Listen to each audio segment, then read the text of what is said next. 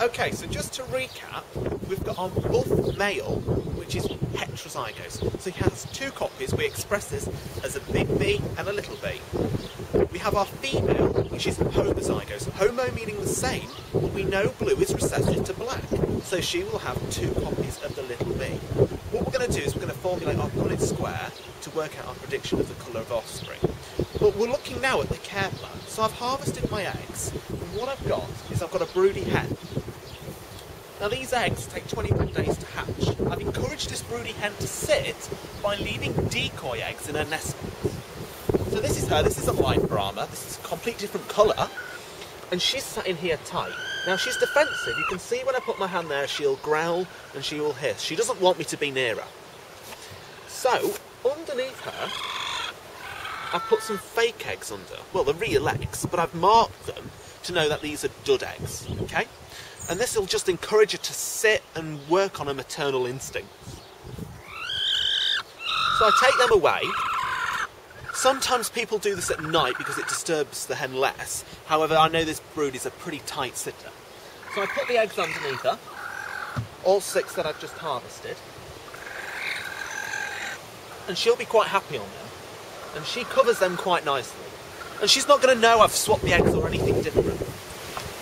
So how I look after the broody hen is I let her out every day to defecate, eat, drink, and let her get exercise. Paralysis is sometimes quite common if people just leave them in the hutch. So she comes out every day for about 10 minutes, and then I'll return her to put her back on the eggs. What we do then is I work out in my diary 21 days from when I put the eggs in to a due date hatch, and I'll shine a light at about 10 days through the egg, known as candling, and this will tell me whether the egg's fertile, whether the embryo growing inside is developing how it should do.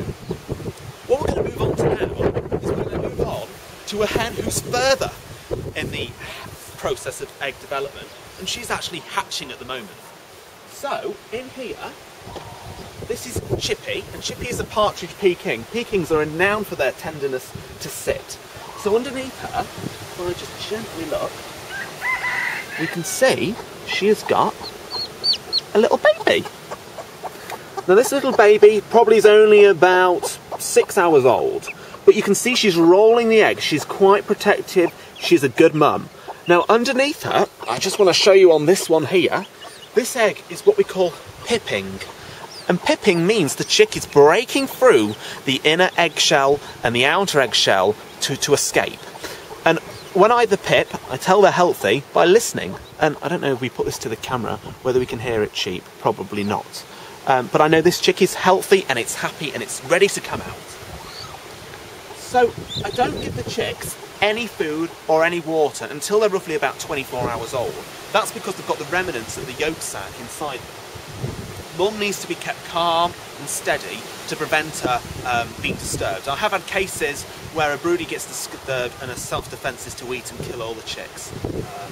That's quite rare, but it has happened. So what we'll do is we'll leave it as that now, and we'll have a look at chicks that are a few days old, and we'll go back to the buff Brahmas.